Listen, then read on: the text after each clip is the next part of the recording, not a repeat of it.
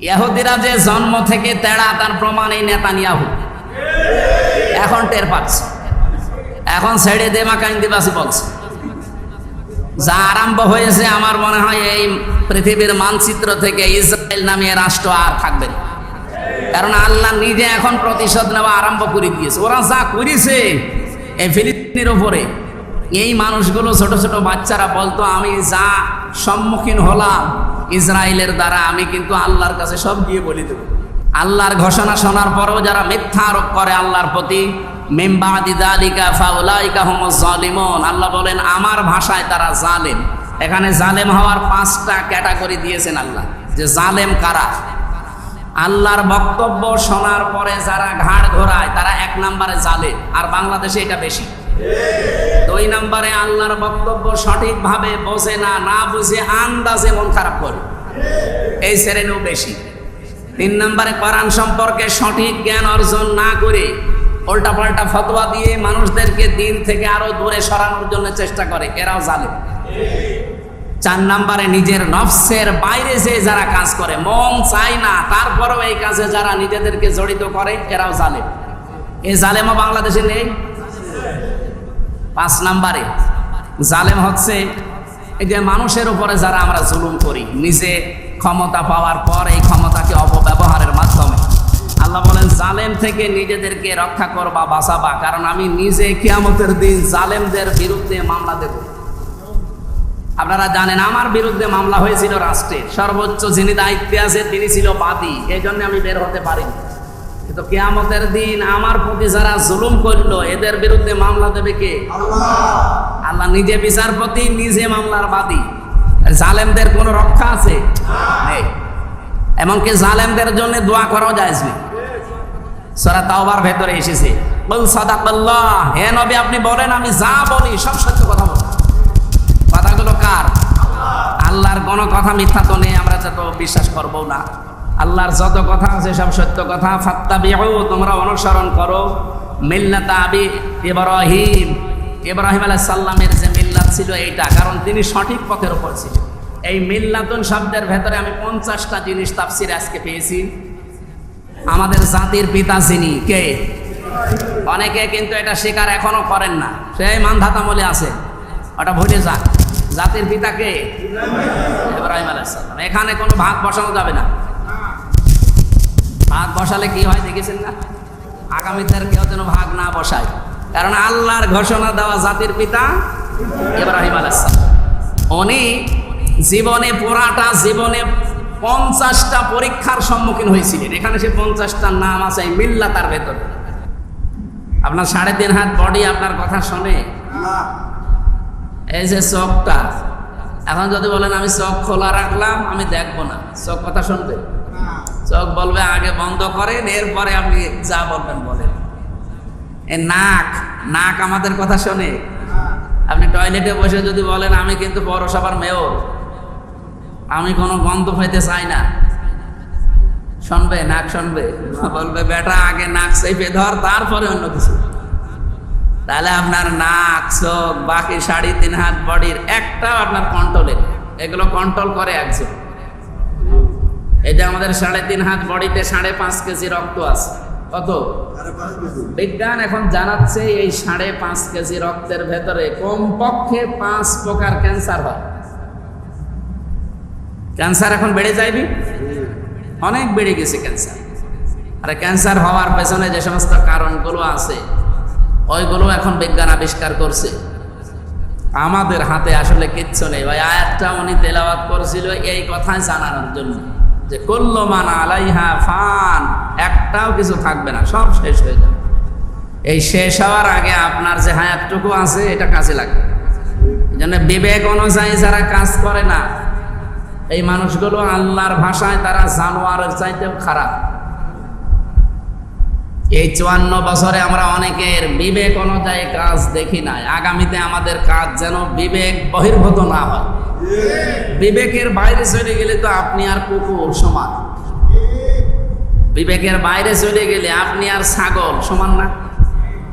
ছাগলকে যদি বলা হয় এটা আমার নিজের ক্ষেত, আর এই পাশে যে আইল দেওয়া আছে এটা অন্যজনের, ওইটা খাওয়া যাবে না, এইটা খাবা যদি খোদা লাগে, ও মানবে? ওকে আপনারটা আর পরেরটা চেনে? ও খাবার হলেই হলো।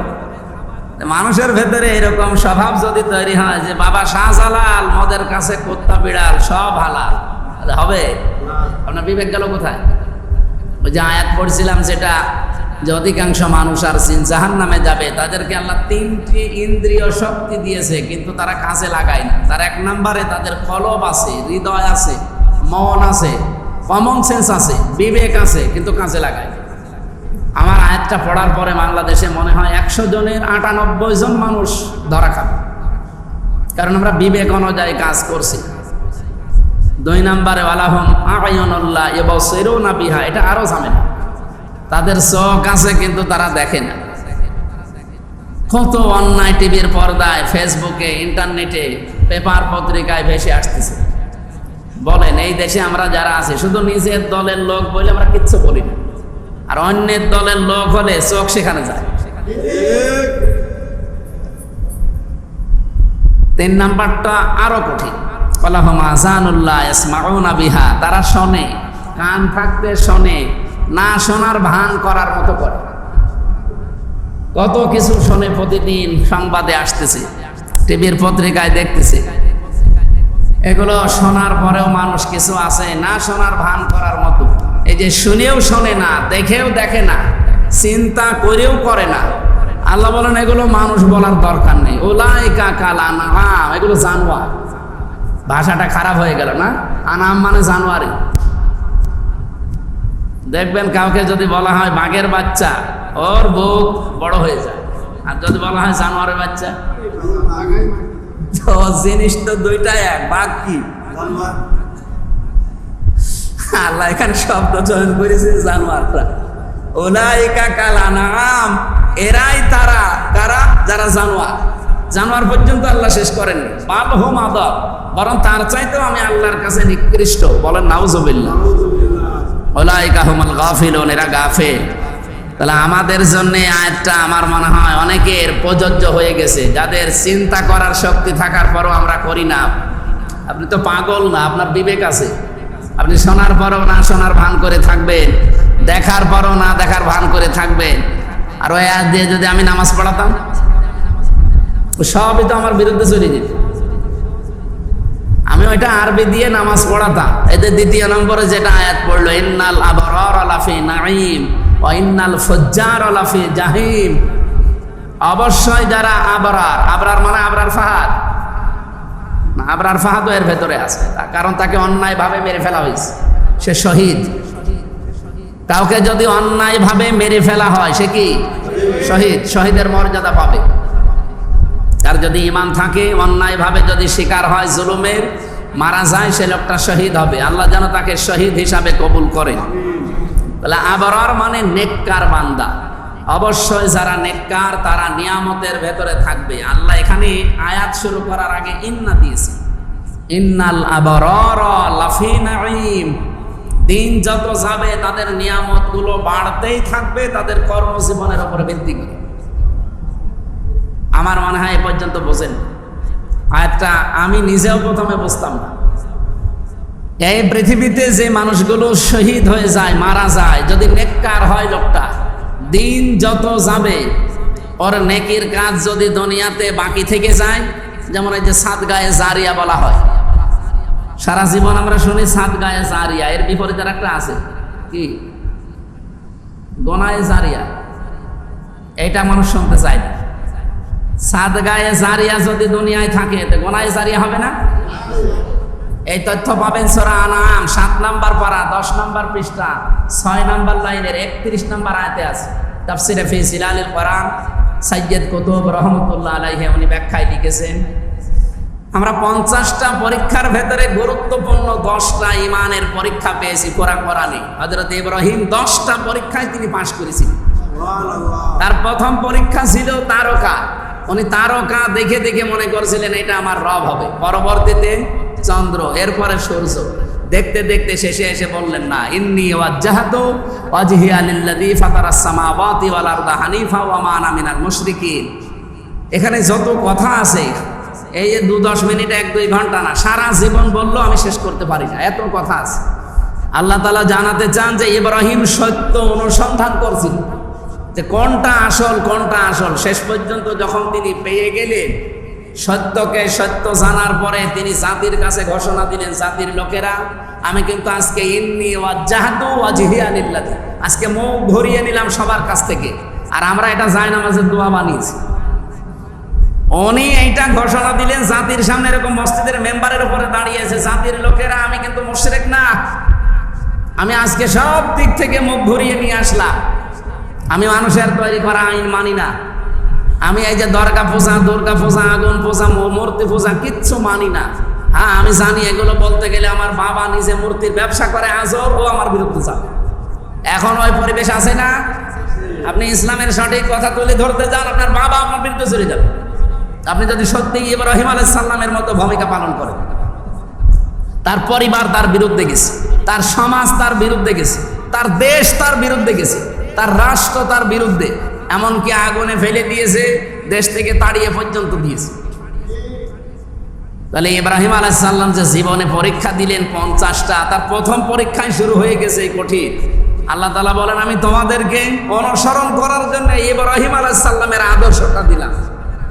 সেই আদর্শের খবর আমাদের নেই, কত আদর্শ নতুন নতুন আসে, সেইটা গ্রহণ করি। আমি নাম নাই নিলাম। অনেক শেষে বলেছিলেন ওমা আনা মিনাল মুশরিকিন, আমি মুশরিক না। কেন বললেন? কারণ কোন পরিবার, কোন ব্যক্তি, কোন জাতি, কোন এলাকা যদি নিরাপত্তা পেতে চায় আল্লাহর কাছে, কার কাছে? আল্লাযীনা আমানু ওয়া লাম ইয়ালবিসু ঈমানাহুম বিযুলমিন উলাইকা লাহুমুল আমন। এটা আছে সূরা আনআম 7 নম্বর পারা 17 নম্বর পৃষ্ঠার প্রথম নম্বর লাইনের 82 নম্বর আয়াতের প্রথম অংশে আছে। আল্লাহ বলেন যারা ঈমান আনবে আর ঈমানের সাথে শিরককে মিশ্রণ করবে না, উলাইকা লাহুমুল আমন, আমি আল্লাহ গ্যারান্টি দিলাম এরা হচ্ছে নিরাপত্তার হকদার। নিরাপত্তা আছে আজ? আমাদের নিরাপত্তা তো নেই। আর এমন প্রতিবেশী পেয়েছি 24 ঘন্টা আতঙ্কে থাকা লাগে প্রতিবেশীর কারণে। নিজের ব্যক্তিগত প্রতিবেশী, এরপরে দূরের, এরপরে বাইরের যত প্রতিবেশী সব আমাদের বিরুদ্ধে। এদের কাছ থেকে নিরাপত্তা পাওয়ার একটাই কাজ এখন বাংলাদেশে, শিরিক মুক্ত হওয়া লাগবে জীবনকে। অন্য যারা আছে ধর্মের তাদের কথা বাদ দিলাম, এই দেশে আমরা 92% মুসলমান, আমরা কি শিরিক মুক্ত এখনো হতে পেরেছি? না। শিরিক বিল জাত আছে, শিরিক বিল সিফাত আছে, শিরিক বিল ইখতিয়ার আছে, শিরিক বিল হুকুক আছে, 120 প্রকার আছে। এই জন্য তো বলছে যে সারা জীবন বললেও শেষ হবে না। আমাদের উচিত হবে আমাদের ব্যক্তি, পরিবার, সমাজ, রাষ্ট্রকে শিরিক মুক্ত করা। তাহলে নিরাপত্তা চীনের লাগবে না, নিরাপত্তা রাশিয়ার লাগবে না, পাকিস্তানের লাগবে না। নিরাপত্তা দিতে পারেন যিনি, কে? আল্লাহ। উনি দেবেন। ওনার নিরাপত্তায় আসল নিরাপত্তা। কোন মানুষ কোরআনের হেদায়েত পেলে ও যদি না খেয়ে মরেও যায়, সুদের টাকা খেতে পারবে? সুদের টাকা খাওয়া আর মায়ের সাথে জেনা করার সমান। গা শিউড়ে ওঠার কথা না? একটা মানুষ যত খারাপ হোক, মায়ের সাথে জেনা করে। বলেন বলেন, নবীজির হাদিস এটা। যারা সুদের টাকা খায় ওরা মায়ের সাথে অলরেডি জেনা করছে। এই অর্থনৈতিক যে অবস্থাটা বাংলাদেশে চলছে, এটা না পাল্টালে আমি কি শুধু কোরআন শরীফ পড়ে ফু দিলে এটা যাবে? এটা পাল্টানোর জন্য যখন কথা বলা হয় তখন বলো হুজুর এটা রাজনীতি। আপনি যে জেনা করছেন মায়ের সাথে, ইসলামী অর্থনীতিতে যে সমস্ত বিষয়গুলো আছে আমাদের দেশে একটাও কায়েম নেই, এগুলোকে ফেরেশতা এসে কায়েম করবে? আমরা জাতি হিসাবে উত্তম কেন? 4,500 জাতির লোক বাস করে এখন পৃথিবীতে। কত হাজার? 4,500। এতগুলো জাতির ভেতরে আল্লাহ ঘোষণা দিলেন কুনতুম খায়রা উম্মাতিন উখরিজাত লিন-নাস, তোমরাই শ্রেষ্ঠ জাতি, তোমাদেরকে আমি আল্লাহ বের করেছি মানুষের কল্যাণের জন্য। তো মানুষের কল্যাণ কি? কিভাবে মানুষের কল্যাণ করা যায় আল্লাহ এর পরবর্তীতে শব্দগুলো লাগিয়েছে না। কোরআন শরীফ পড়লে একটু চিন্তা ভাবনা করে বাংলাটা মিলিয়েন তো। আল্লাহ তাআলা বলেন তা'মুরুনা বিল মা'রুফ ওয়া তানহাউনা আনিল মুনকার ওয়া তু'মিনুনা বিল্লাহ, তোমরা যে ভালো, আমার কাছে শ্রেষ্ঠ 4,500 জাতির ভেতরে। কেন? তোমাদের গায়ে শক্তি বেশি তাই। তোমাদের শরীরে এত শক্তি ছিল না লোক নবীর জামানায়, ওদের শরীরে শক্তি যত ছিল ওরা পাহাড় কেটে কেটে ঘর বানাতো। তোমাদের বয়স বেশি, হায়াত বেশি, তাই তোমাদের এত দাম, এত মর্যাদা না। তোমরা বাঁচো মাত্র 60, 70, 80 বছর। অন্যান্য জামানার নবীদের হায়াত ছিল 900 বছর, 1000 বছর। সে তুলনায় আমরা অন্তত 10 পুরুষ মিলেও হব না। তার মানে আমাদের হায়াত বেশি, এই জন্য আমরা শ্রেষ্ঠ না আল্লাহর কাছে। আমাদের টাকা পয়সা বেশি, এই জন্য আমরা শ্রেষ্ঠ না। এমনকি এই পৃথিবীতে আমাদের শক্তি আছে, সামর্থ্য আছে, এই জন্য আমরা শ্রেষ্ঠ আল্লাহর কাছে, তাও না। শ্রেষ্ঠ হওয়ার জন্য কারণ হচ্ছে তা'মুরুনা বিল মারুফ, আপনি ভালো কাজে আদেশ দেবেন। কি কাজে? ভালো কাজ কি? এই আয়াতটা আমার মনে হয় বাংলাদেশের 100 জনের 99 জন আলেম যারা আছে তারাই ভুল করে। সাধারণ মানুষ তো ভুল করবে। তা'মুরুনা বিল মারুফ, এখানে আলেম যদি থাকেন কেউ হাত তোলেন তো। আলেমরা একজন, আর কেউ আছে? 2 জন, 3-4 জন আলেম বসে আছে। আমি আপনাদেরকে বলছি তা'মুরুনা বিল মারুফ, আজ পর্যন্ত কোনো অভিধানে, আমি তাফসীর বাদ দিলাম, কোন অভিধানে আপনারা পেয়েছেন যে তা'মুরুনা বিল মারুফ মানে ভালো কাজে আদেশ দাও? আমিও তাফসীর পড়েছি 42টার উপরে, মিলিয়েছি আয়াতের সাথে। বাংলা অর্থ এটাই করা আছে যেটা বললাম, কিন্তু মারুফ মানে কি? ভালো কাজে আদেশ দাও, কোথায় আছে? মারুফ শব্দের শাব্দিক অর্থ এটা উরফ থেকে এসেছে, আরাফা ইয়ারিফু। এর বাংলা অর্থ পরিচিত হওয়া। কি বললাম? কোনদিন শুনেছেন মারুফ মানে পরিচিত হওয়া? এত সারা জীবন শুনছি যে সৎ কাজে আদেশ দেওয়া। ভালো করে শোনেন, মারুফ মানে এখান থেকে বুঝলাম পরিচিত হওয়া। কারণ এখান থেকে আরেকটা শব্দ আমরা বানিয়েছি যেটা পরিচিত শব্দ, আরাফাতের ময়দান। এখানে আদম এবং হাওয়া 2 জন পরিচিত হয়েছিলেন, এই জন্য ময়দানের নাম কি? সবাই বলেন। এই যে হাজিরা গেছে আরাফাতের ময়দানে, যেখানে হজের সময় যাওয়া ফরজ, না গেলে হজই হয় না। তাহলে আরাফা, ইয়ারিফু, উরফুন, মারুফান, এই সমস্ত শব্দগুলোর বাংলা অর্থ হচ্ছে পরিচিত হওয়া। আল্লাহ বলেন তোমরা আদেশ দাও পরিচিত কাজগুলো। পরিচিত কাজ কি? এই কোরআনে আল্লাহ 500টা পরিচিত কাজের কথা দিয়েছেন। এখন যদি এখানে ওই যে মনে হয় 4-5 জন আলেম ছাড়া অধিকাংশ মানুষ আমরা জানি না। এখন পরিচিত কাজের আদেশ আল্লাহ দিতে বললেন। পরিচিত হলাম কবে? আমি যে পরিচিত হলাম, কবে হয়েছি পরিচিত এই কাজগুলোর সাথে? একটা ক্লাস হয়েছিল আমাদের আদি পিতা হযরত আদম আলাইহিস সালামকে যখন আল্লাহ তৈরি করেন, তৈরি করার পর একটা ক্লাস নিয়েছিলেন, আল্লামা আদামাল আসমা কুল্লাহা। আল্লাহ বলেন আমি নিজে ক্লাস নিয়েছি, আদমকে শিখিয়েছি। এখানে একটু তাকা, এখানে শিক্ষককে, সরাসরি শিক্ষককে, ছাত্র আমার মতো আপনার মতো মানুষ, সরাসরি নবী। একজন নবী, ছাত্র, আর শিক্ষক হচ্ছে সাধারণ আমির হামজা, সরাসরি আল্লাহ। 3 নম্বরে যে জায়গায় ক্লাস নিচ্ছে, ক্লাসরুম, ওটা কি এই যে এই কুষ্টিয়ার বড় মসজিদ, ইসলামী বিশ্ববিদ্যালয়? কোন জায়গা? জান্নাত। আপনি হিসাব করেন তো কোথায় ক্লাস চলছে। একটা বই খুঁজতে গেলে, আপনি যদি এমনিতে কোনো বই খুঁজতে যান, আমার মনে হয় আপনার হায়াত শেষ হয়ে যাবে বই খুঁজে পাবেন। কম্পিউটারে টিপ দেওয়া লাগে, বইয়ের নাম লিখে, এরপরে অমুক তালায়, অমুক রাখি, অমুক জায়গায় আছে, আপনাকে সেখানে নিয়ে যাবে। তা আমি ওই বিশ্ববিদ্যালয়টা 1000-এর ভেতরে নেই। চিন্তা করলাম যে ঘুরে ঘুরে ওখানে মানুষের যে চরিত্রগুলো, পুরুষ এবং মহিলা হোস্টেলের সামনে দিয়ে যাওয়ার সময় দেখি একটা মোবাইল পড়ে আছে। আমার সাথে যিনি ছিলেন উনি বলছে, হুজুর বাংলাদেশ আর ভারতের লোক যদি, ছাত্রছাত্রী যদি এই রাস্তা দিয়ে না যায়, তাহলে এই মোবাইল কিয়ামত পর্যন্ত এখানে পড়ে থাকবে। যদি বাংলাদেশ আর ভারতের কোনো ছাত্রছাত্রী যায়, তাহলে এই মোবাইল গায়েব হয়ে যাবে।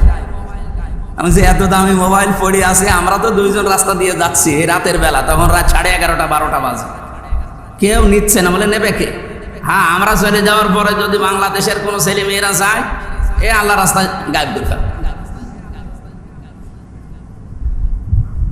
চরিত্রের যে সার্টিফিকেট শুনলাম, এ শুনে খুব আনন্দ লাগলো। নাকি কি আনন্দ লাগার মতো? এত বড় বিশাল এরিয়া, এত বড় কিছু দেখার পরে আমার মনে হচ্ছিল যে 1000 যে বিশ্ববিদ্যালয়, একটার পরে একটা সিরিয়াল আছে, তার ভেতর মনে হয় এইটা আছে। পরে শুনি না, পুরা মালয়েশিয়া বাংলাদেশের সাথে 5 ডবল বড়। ওখানে মাত্র একটা বিশ্ববিদ্যালয় শুধু র্যাঙ্কিংয়ে আছে, তাও 997 নাম্বারে। 1000-এর ভেতরে আর কয়টা আছে? তাহলে এর তুলনায় ওইটা আরো কত কিছু, সেখানে 1000-এর ভেতরে 997, তাহলে 1 নাম্বারে যেটা আছে ওখানে কি হয়?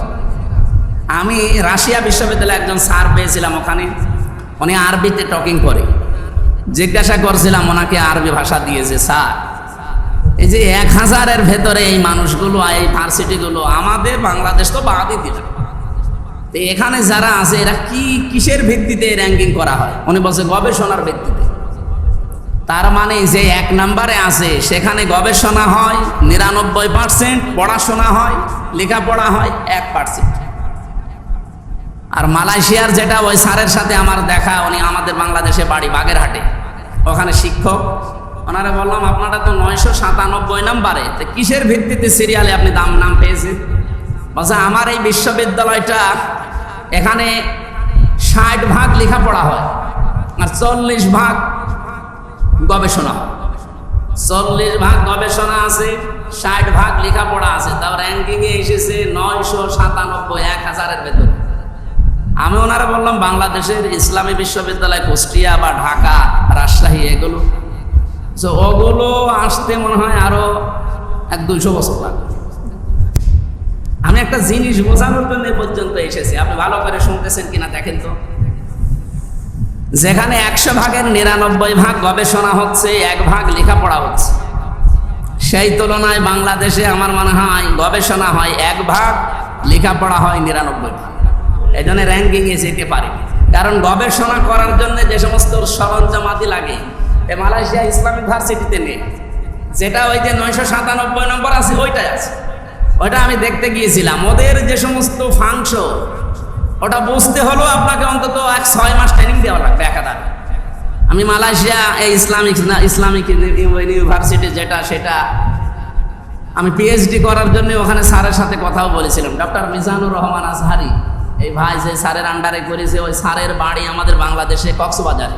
উনি এখানকার ছাত্র, কুষ্টিয়া ভার্সিটির, ওই প্রথম ব্যাচে। ওই স্যার এখন ওখানে আছে। তো হঠাৎ করে আমি যে সংগঠনে আছি, ওনারা জোর করে আমার মাথার উপরে দায়িত্ব চাপিয়ে দিয়েছে। আর বাংলাদেশ জামাতে ইসলামী এটা এমন একটা সংগঠনে মন মতো কিছুই করা যায়, জোর করে যদি কিছু বলতে চাই জীবনেও শুনবেন। যেদিন আমরা কলিন্না সলাতি ওয়া নুসুকি ওয়া মাহইয়ায়া ওয়া মামাতি লিল্লাহি রাব্বিল আলামিন পড়েছি, সেদিন ওই কোরবানির গরুর মতো হয়ে গেছে। কোরবানির গরু যারা জবাই করে, প্রথমে সকালে জিজ্ঞাসা করে যে আজকে তোমাদের জবাই করা হবে? জিজ্ঞাসা করে কেউ? তা আমরা যারা অ্যাক্টিভ ভাবে এখানে আছি তারা এরকম হয়ে গেছে, কিচ্ছু করার নেই।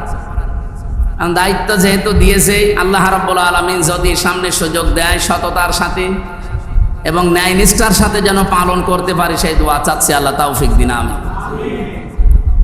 আমি র্যাঙ্কিং এর বিষয়টা বোঝাতে এ পর্যন্ত যেহেতু চলে এসেছি, একটু ভালো করে শোনেন। বাংলাদেশে একটাও নেই। মালয়েশিয়ার ইসলামী যেটা এই দেশে হওয়ার কথা ছিল, বিশ্ববিদ্যালয়টা হয়নি আমাদের এই কামড়া কামড়ির কারণে, চলে গেছে ওখানে, ওইটাও নেই। যেটা আছে তাদের যে সমস্ত সরঞ্জামাদি দেখলাম, ওগুলো কিনতে গেলে যে বাজেট দরকার, ওই বাজেট যদি বাংলাদেশের কোনো ভার্সিটিতে দেয়, আমার মনে হয় 100 টাকার 97 টাকা খেয়ে ফেলবে, 3 টাকার কাজ করবে। এই জন্যে বলছে যে 250 বছর লাগবে এই পর্যায়ে যেতে। কারণ পর্যায়ে যাওয়ার জন্য যে সমস্ত জিনিসপত্র আসবে, বাজেট কার কাছে দেবে? যার কাছে দেবে সেই তো খেয়ে ফেলবে। কালকে আমি সরকারি হাসপাতালে গিয়েছিলাম, কত রকমের কত অসুবিধা এই সদরে। কালকে একটা রাজনৈতিক নেতার সাথে আন্তর্জাতিক মানের উনি জিজ্ঞাসা করলাম যে এই যে দেশে বাজেট আসে, এই টাকাগুলো 100 টাকার 3 টাকা খরচ হয়, 97 টাকা খরচ হয় না? আল্লাহর ওলিরা সব করে বিভিন্ন কাজে। এই রাস্তাটা বানাতে 100 টাকা বাজেট হয়েছে, 3 টাকার কাজ হয়, 97 টাকা উপর থেকে নিচ পর্যন্ত আসতে সব হাওয়া হয়ে যায়। রাস্তা 100 বছরের টার্গেট, 100 বছর যাবে? 3 বছর যাবে। কারণ 100 টাকার বাজেট 100 বছর যাওয়ার কথা, 3 টাকা খরচ করেছেন, 3 বছর যাবে। ওই সমস্ত বিশ্ববিদ্যালয়ের সরঞ্জামাদি কিনতে যত টাকা বাজেট হয় রাষ্ট্র থেকে, এ দেশেও হয়, কিন্তু জায়গা মতো তো যায় না। র্যাঙ্কিং এ যাবে কি করে? তাহলে এই জায়গায় পৌঁছাতে হলে গবেষণাগারে কত সরঞ্জামাদি লাগবে, কত উন্নত মানের প্রযুক্তি লাগবে আপনি বলেন। সেখানে আল্লাহ নিজে ক্লাস নিচ্ছেন সরাসরি জান্নাতে, কত কিছু আছে সেখানে। আর ছাত্র তো আমাদের মতো উল্টাপাল্টা কেউ না, ছাত্রকে একজন নবী সরাসরি আদম আলাইহিস সালাম। আর শিক্ষক কি সাধারণ শিক্ষক যারা 6 মাসের প্রায় 5 মাসে ক্লাস ফাঁকি দেয়?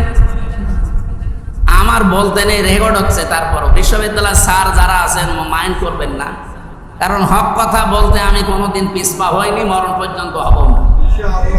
বিশ্ববিদ্যালয়গুলো যদি টাইট হতো, এগুলো র্যাঙ্কিং এ যাওয়ার পরিবেশ তৈরি হতো, অন্তত লেখাপড়ার দিক থেকে। আমি এই যে অনার্স মাস্টার্স করি আসলাম, আমার তো মনে হয় একজন স্যারের যদি 80টা ক্লাস থাকে, 78টা ক্লাস উনি নেয় না, 2টা নিয়ে আল্লাহর রাস্তায় চালিয়ে। আমি কি শিখবো? ওই সমস্ত জায়গায় সেমিনারে যে গরুর মতো বসে থাকা লাগে, যেখানে বাহরাইনে, কাতারের, রাশিয়া, আমেরিকার প্রফেসররা এসে কথা বলতেছে। আমারে মাত্র সময় দিয়েছে 10 মিনিট, আমি কি বলবো ওই সমস্ত জায়গায়? তো 120টা দেশের ছেলে মেয়েরা লেখাপড়া করছে যেখানে। এই জায়গায় যদি সেমিনারে, আন্তর্জাতিক মানের সেমিনারে আমারে বলে যে বাংলাদেশের কুষ্টিয়া ভার্সিটি থেকে আমির হামজা এসেছে, বলেন 10 মিনিট, তো ওই জায়গায় বলার মতো যোগ্যতা কি আমারে তৈরি করে দিয়েছেন আপনারা? আমি তো আপনার কাছে 6-7 বছর কাটিয়ে গেলাম, কি পেলাম? কি আমরা সারা জীবন আয়াত শুনি, ওয়াইলুল লিল মুতাফফিফিন আল্লাযীনা ইযা ক্তালু আলান নাসি ইস্তাওফুন। আল্লাহ তাআলা বলেন ধ্বংস হয়ে যাক ওই মানুষগুলো যারা ওজনে কম বেশি করে। কিসে? এই আয়াত শুনলে আমরা মনে করি এই দোকানদারদের জন্য ওরা জাহান্নামে যায়। যা, এটা কি দোকানদারদের জন্য? ওজন প্রত্যেকটা জায়গায় ওজন আছে। পৃথিবীর এমন কোন জায়গা নেই যেখানে ওজন নেই। প্রতিটি জায়গায় ওজন করে নেওয়ার সময় তো ঠিক মতো নেই, কিন্তু দেওয়ার সময় আমরা সঠিকভাবে দিতে চাই না। এই যে যারা ক্লাস নেয় বিভিন্ন জায়গায়, এই শিক্ষকগুলোই অন্তত ক্লাস নেওয়ার আগে তাদের যোগ্যতা না থাকলে সরকার ওই জায়গায় ক্লাস নিতে দিয়েছে? ক্লাস নিতে 1 থেকে বিশ্ববিদ্যালয় পর্যন্ত, 1 থেকে অনার্স মাস্টার্স পর্যন্ত যারা ক্লাস নিচ্ছে প্রত্যেক শিক্ষকই যোগ্য। তারা শিক্ষকতা করার জন্য যে সমস্ত জ্ঞানগুলো দরকার ওরা অর্জন করেছে, বিভিন্ন জায়গা থেকে নিয়েছে, কিন্তু দেওয়ার সময় আর সঠিকভাবে তারা দিতে চায় না। তখন বলে কোচিং করা লাগবে, প্রাইভেট পড়া লাগবে। আমি কি বেশি বলে ফেললাম? তা আপনি শুধু দোকানদারদের দিকে গড়িয়ে দেবেন, আপনার নিজের ফতোয়া তো নিজেরই মারবে। এই যে আমি কথা বলছি, যে আয়াতে কথায় যে হাফিজ ভাই বলছিল যে চা আছে, এর ভেতরে সব কথা যদি বলতে চাই, এখানে আমার মনে হয় 100 জনের 70 জনের মন খারাপ হয়ে যাবে। অথচ আমি কিন্তু এইগুলো আজ 3 দিন ধরে পড়লাম। এই 2টা আয়াতের উপরে 3 দিন, আমার এর আগেও বহুবার পড়া ছিল। এখানে পড়া লাগবে, এই জন্য আমি বহুবার চেষ্টা করেছি কয়েকটা তাফসিরের সাথে মিলিয়ে। এখন যা পেয়েছি ওইগুলো সামনে আসবে। যদি বলি এটা তো আমার উপরে রাগ হওয়া দরকার না, আল্লাহর উপরে। আল্লাহর উপরে, আল্লাহর উপরেও আপনারা রাগ করবেন, ঠিক আছে। ওনার উপরে করলে আমার অসুবিধা নেই, করে। আমার তো অ্যাডভার্টাইজ করার দায়িত্ব, আমি অ্যাডভার্টাইজ করে যাচ্ছি। এই বিষয়টা যদি শিক্ষকরা নিত, তাহলে এই যে কোচিং করার জন্য কত আন্দোলন বিভিন্ন জায়গা থেকে হচ্ছে যে কোচিং বন্ধ করেন, প্রাইভেট বন্ধ করেন, এটা করা লাগতো? ক্লাসে সব ঠিক করে দেওয়ার কথা ছিল। তাহলে ক্লাসরুম যেখানে এরকম উন্নত মানের, শিক্ষক যেখানে পৃথিবীর একজন আল্লাহ নিজে, ছাত্রও পৃথিবীর একজন, কে? কি ক্লাস হতে পারে? আমি এখানে জানি যত মানুষ বসে আছেন, কেউ আপনারা এই আল্লামা আদম আল আসমা কুল্লাহা, এসএম এর বহুবচন আসমা, এটার বাস্তবতা কেউ জানেন না। দাঁড়িয়ে যদি বলতে বলে পারবেন না। আল্লাহ শুধু এখানে জানাতে চাননি যে তোমাকে আমি শুধু নাম শিখিয়ে দিলাম। নাম মানে আলু, পটল, ঝিঙা, বেগুন, এগুলো নাম না। আল্লাহ কি ওই ক্লাসে এই নাম শিখিয়েছিলেন? কি শিখিয়েছিলেন? কোনদিন আপনি এই কথা শুনেছেন যে কি শিখিয়েছে? অথচ বাংলা শাব্দিক অর্থ করেন, আমি যেটা বললাম ওইটাই হবে। এটা গবেষণার বিষয়। আল্লাহ নিজে শিখিয়েছেন নাম সমূহ। নাম এসএম এর বহুবচন আসমা, যত রকমের নাম আছে সব নাম আল্লাহ শিখিয়ে দিন। আদম নবী যেখানে ছাত্র, আল্লাহ যেখানে শিক্ষক, আর এত উন্নত মানের ক্লাসরুম জান্নাত, সেখানে আলু পটল ভেঙা যেগুন এগুলোর নাম শেখানোর কোনো দরকার আছে? পাগল বলবে না মানুষ? কি শিখিয়েছিল? এই যে তা'মুরুনা বিল মারুফ, এইটা শিখিয়েছে। যত রকমের ন্যায় কাজ আছে দুনিয়ায়, আর যত রকমের অন্যায় কাজ আছে, এর যত থিওরি, এইটা আল্লাহ ওই এক ক্লাসে আদমকে শিখিয়ে দিয়েছিল। এই জন্যে আমরা আদমের পৃষ্ঠদেশ থেকে যেহেতু এসেছি, ওয়াইদ আখাযা রাব্বুকা মিন বানি আদামা মিন যুহুরিহিম যুররিয়াতাহুম, স্মরণ করো ওই সময়ের কথা যখন আদমের পৃষ্ঠদেশ থেকে তার সন্তানগুলো আমি আল্লাহ বের করেছিলাম। আমরা কি তার ভেতরে ছিলাম না? বলেন বলেন। ওই দিন থেকে শুরু করে কিয়ামত পর্যন্ত যারা আসবে সবাই ছিল ওই পৃষ্ঠদেশে, তার ভেতরে আমরাও ছিলাম। এই জন্য দুনিয়ায় এসে কেউ যদি লেখাপড়া নাও করে, আপনি দেখবেন সে ভালো কোনটা মন্দ কোনটা ওর বিবেকে বলে দেয়। তো ওই যে বিবেকে বলে দিচ্ছে, ও কবে লেখাপড়া করলো আর ও কোন ক্লাস করেছে বলেন? ক্লাস করেছিল ওর বাবা কে? আদম। ওনার পৃষ্ঠদেশ থেকে এসেছি, এই জন্য স্বাভাবিকভাবে ওইটা আমরা পেয়ে গেছি।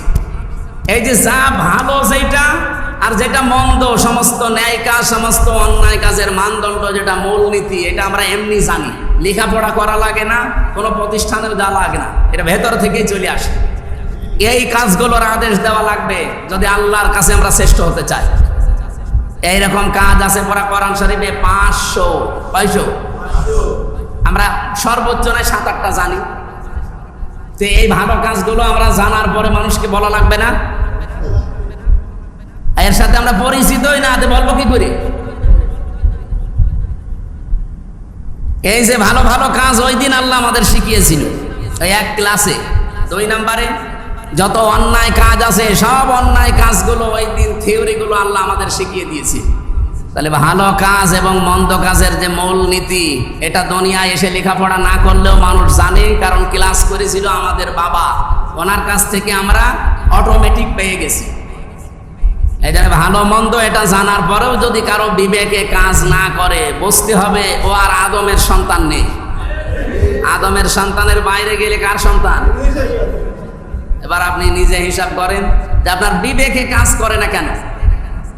ওয়ালাকাদ যারানা লিজাহান্নামা কাসীরাম মিনাল জিন্নি ওয়াল ইনস লাহুম কুলুবুল লা ইয়াফকাহুনা বিহা ওয়া লাহুম আ'য়ুনুল লা ইবসিরুনা বিহা ওয়া লাহুম আযানুল লা ইয়াসমাউনা বিহা ইলা আখিরি আয়াত। আল্লাহ তাআলা বলেন, অবশ্যই আমি আল্লাহ জাহান্নামে দেব বহু জিন আর মানুষকে, এই জন্যই বানিয়েছি। শব্দটা কি? বহু জিন আর মানুষ জাহান্নামে দেব আমি, এই জন্যই বানিয়েছি। তাহলে আমাদের দোষ কিসের? এখানে আল্লাহ শব্দ চয়ন করতে গিয়ে কাসির দেননি, কাসির র দিয়েছে। কাসির মানে বেশি, আর কাসির র মানে অনেক বেশি। অধিকাংশ মানুষ জিন জাহান্নামে যাবে, এটা আল্লাহর কথা। তাহলে আমাদের দোষ কিসের? আজান দেবেন না? আজানের পরে কি 10-15 মিনিট যেতে পারি না আমরা? তাহলে আজানটা দিয়ে নেন, দরুদ শরীফ পড়েন মনে মনে, আল্লাহুম্মা সাল্লি আলা মুহাম্মাদ।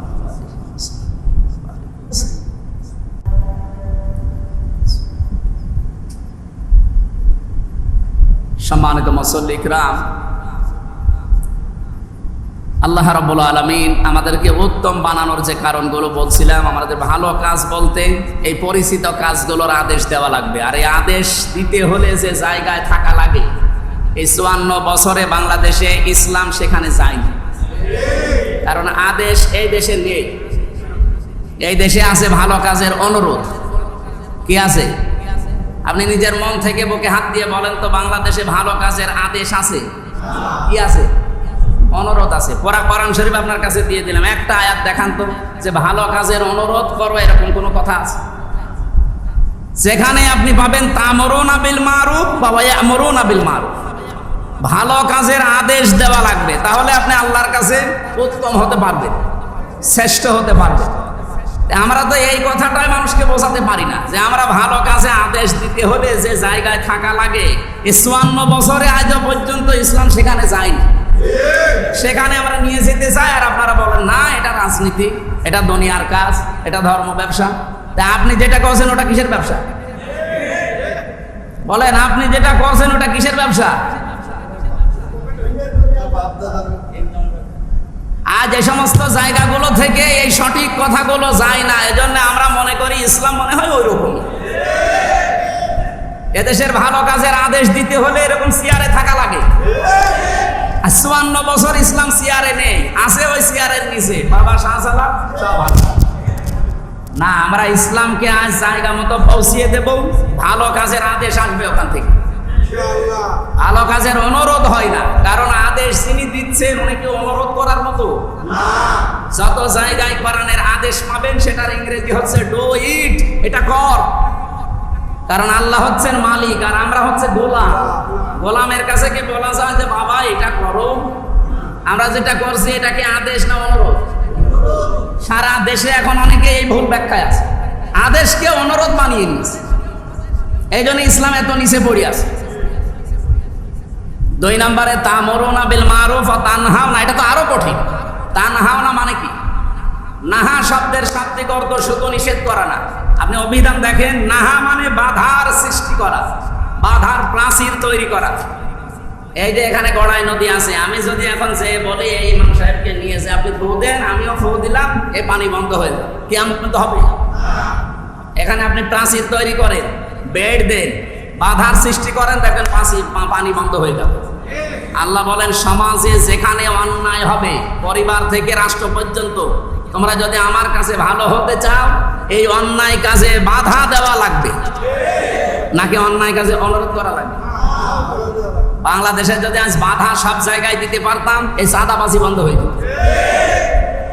এই হাসপাতালে যতগুলো টাকা আসার কথা, আজ প্রায় 56 জন মানুষ এখনো নিতে পারে না।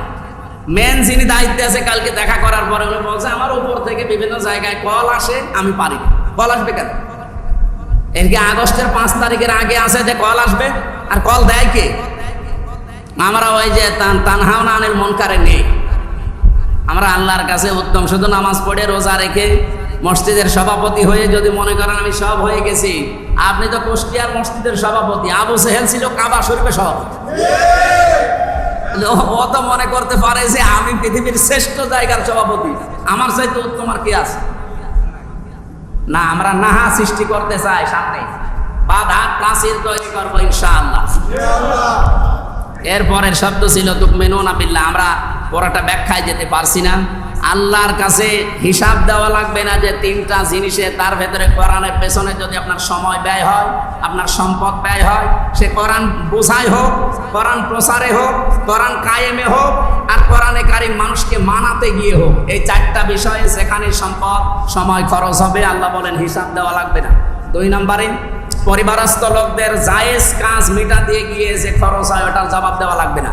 3 নম্বরে জিহাদের ময়দানে যারা কাজ করছে, নিজে যদি যেতে না পারেন, যারা কাজ করছে জিহাদের ময়দানে তাদের পেছনে থাকবেন, তাদের পেছনে যে খরচ হবে এই খরচের জবাব কিয়ামতে আল্লাহর কাছে দেওয়া হবে। তার ভেতরে যেহেতু আজকে একটা পেয়েছি, আমরা কোরআন এখন বোঝাই ব্যস্ত আছি। আল্লাহ রাব্বুল আলামিন এই সময়টা, এখন যে সম্পদ আমরা উপার্জন করতে পারতাম 1-1.5-2 ঘন্টা, এইগুলো যেন আমাদেরকে দুনিয়ার জীবনে তিনি পূরণ করে দেন। আর কিয়ামতে যখন তার সামনে দাঁড়িয়ে জবাব দেওয়া লাগবে, আল্লাহ যেন এই 1.5-2 ঘন্টা আমাদের জীবন থেকে মাইনাস করে দেন। আমরা আরো বিস্তারিত যেতে পারতাম, সবগুলো না গিয়ে তেলাওয়াত করেছিলাম সূরা আলে ইমরানের 94-95 নাম্বার আয়াত। এর আগে আপনারা বনি ইসরাইলের কাহিনী শুনছিলেন। আমার যতটুকু পড়া লেখা আছে এই আয়াতের উপরে, হযরত ইয়াকুব আলাইহিস সালাম তার নিজের উপরে কিছু জিনিসকে, এই 60টা বাত ছিল তার, এ কারণে তিনি ওঠের গোশত, ওঠের দুধ এগুলো নিজের প্রতি নিষিদ্ধ করে নিয়েছিলেন। কিন্তু ওই জামানার ইহুদিরা জন্ম থেকেই তারা তেড়া। ইহুদিরা যে জন্ম থেকে তেড়া তার প্রমাণ এই নেতানিয়াহু। এখন টের পাচ্ছে, এখন ছেড়ে দে মাকাইন দিবাসী বলছে। যা আরম্ভ হয়েছে আমার মনে হয় এই পৃথিবীর মানচিত্র থেকে ইসরায়েল নামে রাষ্ট্র আর থাকবে না।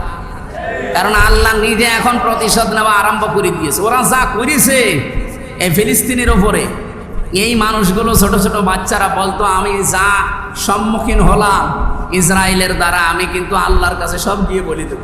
আল্লাহর ঘোষণা শোনার পরেও যারা মিথ্যা আরোপ করে আল্লাহর প্রতি, মিন বাদি যালিকা ফাউলাইকা হুমুজ জালিমুন, আল্লাহ বলেন আমার ভাষায় তারা জালেম। এখানে জালেম হওয়ার 5টা ক্যাটাগরি দিয়েছেন আল্লাহ, যে জালেম কারা। আল্লাহর বক্তব্য শোনার পরে যারা ঘাড় ঘোরায় তারা 1 নম্বরে জালেম, আর বাংলাদেশে এটা বেশি। 2 নম্বরে আল্লাহর বক্তব্য সঠিকভাবে বোঝে না, না বুঝে আন্দাজে মন খারাপ করে, এই শ্রেণীও বেশি। 3 নম্বরে কোরআন সম্পর্কে সঠিক জ্ঞান অর্জন না করে উল্টাপাল্টা ফতোয়া দিয়ে মানুষদেরকে দিন থেকে আরো দূরে সরানোর জন্য চেষ্টা করে, এরাও জালেম। 4 নম্বরে নিজের নফসের বাইরে যে যারা কাজ করে, মন চায় না তারপরেও এই কাজে যারা নিজেদেরকে জড়িত করে, এরাও জালেম। এই জালেমও বাংলাদেশে নেই।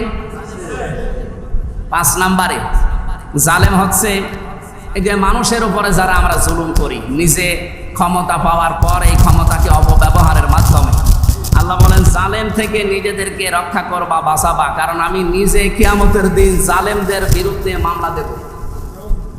আপনারা জানেন আমার বিরুদ্ধে মামলা হয়েছিল রাষ্ট্রে, সর্বোচ্চ যিনি দায়িত্বে আছে তিনি ছিল বাদী, এই জন্য আমি বের হতে পারিনি। কিন্তু কিয়ামতের দিন আমার প্রতি যারা জুলুম করলো এদের বিরুদ্ধে মামলা দেবে কে? আল্লাহ নিজে বিচারপতি, নিজে মামলার বাদী। জালেমদের কোনো রক্ষা আছে? নেই। এমনকি জালেমদের জন্য দোয়া করাও যায় না। সূরা তাওবার ভেতরে এসেছে, বল সাদাকাল্লাহ, হে নবী আপনি বলেন আমি যা বলি সব সত্য কথা বলি। কথাগুলো কার? আল্লাহর কোনো কথা মিথ্যা তো নেই, আমরা তো বিশ্বাস করবো না। আল্লাহর যত কথা আছে সব সত্য কথা। ফাত্তাবিউ, তোমরা অনুসরণ করো মিল্লাতা আবি ইব্রাহিম, ইব্রাহিম আলাইহিস সালামের যে মিল্লাত ছিল এইটা, কারণ তিনি সঠিক পথের উপর ছিলেন। এই মিল্লাতুন শব্দের ভেতরে আমি 50টা জিনিস তাফসিরে আজকে পেয়েছি। আমাদের জাতির পিতা যিনি, কে? অনেকে কিন্তু এটা স্বীকার এখনো করেন না, সেই মানধাতামলে আছে, ওটা ভুলে যান। জাতির পিতা কে? ইব্রাহিম আলাইহিস সালাম। এখানে কোনো ভাগ বসানো যাবে না। ভাগ বসালে কি হয় দেখেছেন না? আগামীদের কেউ যেন ভাগ না বসায়, কারণ আল্লাহর ঘোষণা দেওয়া জাতির পিতা ইব্রাহিম আলাইহিস সালাম। উনি জীবনে পুরাটা জীবনে 50টা পরীক্ষার সম্মুখীন হয়েছিলেন। এখানে সে 50টার নাম আছে এই মিল্লাতার ভেতরে। মাছ ধরে যেই পাত্রে রাখবো, পাত্রের নিচে যদি ছিদ্র থাকে, যত সুন্দর উপরে দেখতে ঠিকঠাক, নিচে ছিদ্র থাকলে মাছ থাকবে? এটা যেমন সহজে বুঝে ফেলেছেন। আপনি যে নেকির কাজ করছেন এটা তো ধরে রাখা লাগবে। এর প্রথম শর্ত হচ্ছে আপনি নেকির কাজ কম করেন। আখলিস দীনাকা ইয়াকফিকাল আমালুল কলিল। ঈমানটা যদি খাঁটি হয়, এই যে যেভাবে আল্লাহ নির্দেশ দিয়েছেন ওইভাবে যদি পালন করতে পারেন, তাহলে আপনার আমল যদি কমও হয় দুনিয়ায়, আপনার নাজাতের জন্য ওইটাই যথেষ্ট হয়ে যাবে ইনশাআল্লাহ। প্রথম নাম্বার আমাদের নিয়ম হচ্ছে আমরা শুদ্ধ করে পড়বো। এখানে যারা আছেন, আমি আল কোরআন রিসার্চ ফাউন্ডেশনের সদস্য ছিলাম। আমি দেখেছি একটা জরিপে বাংলাদেশে, ওটা 19 সালে, এখন হয়তো একটু বেড়েছে। 100 জনের 95 জন মানুষ কোরআন শরীফ পড়তে পারে। এই রিপোর্ট কি খুব ভালো? বলেন বলেন। আমি চীনে ছিলাম। চীন দেশে যেহেতু বৌদ্ধ বেশি, ওই বৌদ্ধ মানুষগুলো ওদের একটা লাল বই আছে, ছোট ধর্মীয় গ্রন্থ। একটা গ্রাম্য অঞ্চলে বেড়াতে গিয়েছিলাম। যার সাথে গেছি একটা বড় ব্যবসায়ী, বলছে চলেন আমি এই চীন দেশের যে এলাকায় থাকতাম, এই এলাকাটায় চাষ হয় বেশি, গম চাষ করে তারা, এই এলাকাটা একটু দেখে আসে। সেখানে দেখতে গিয়ে দেখলাম এই জমির যে সীমানা প্রাচীর করা আছে, আইল বলি আমরা, আইল বলে তো। এই লোকটার পকেটের ভেতরে একটা বই আছে, ছোট্ট লাল বই, যেটা আমরা কোরআন শরীফ বলি, ওদের ধর্মীয় গ্রন্থ এটা একটা আছে, কিন্তু বইটা আকারে ছোট। এই বুকের উপরে চেন দেওয়া আছে, চেনটা টেনে ওই আইলের উপরে কিছুক্ষণ, হয়তো আধা ঘন্টা 1 ঘন্টা কাজ করে 8-10 মিনিট 15 মিনিট সে একটু বিশ্রাম নেবে, এরপরে আবার কাজ শুরু করবে। লোকটা দেখলাম একটা বাবলা গাছ বা একটা গাছের নিচে বসলো, বসে পকেট থেকে চেন খুলে ওই বইটা বের করে এই যে 8-10 মিনিট এই যে বিশ্রাম নিচ্ছে, এই 10 মিনিটের ভেতরে 2-3 পৃষ্ঠা পড়ে নি। পরবর্তী দিনে বাংলাদেশে বাড়ি ওনার বাগেরহাট, আশিকুর রহমান। বললাম যে ভাই উনি কি করে?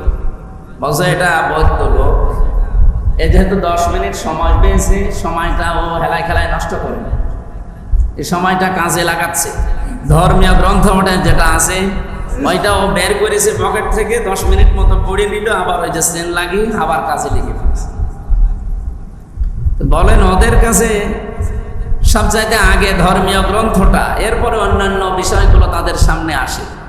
আমাদের ব্যক্তিগত পারিবারিক সামাজিক এবং রাজনৈতিক যে চরিত্র, এই চরিত্রগুলো সংশোধনের জন্য পৃথিবীতে এই একটাই মাত্র বই আছে, তার নাম কোরআন শরীফ।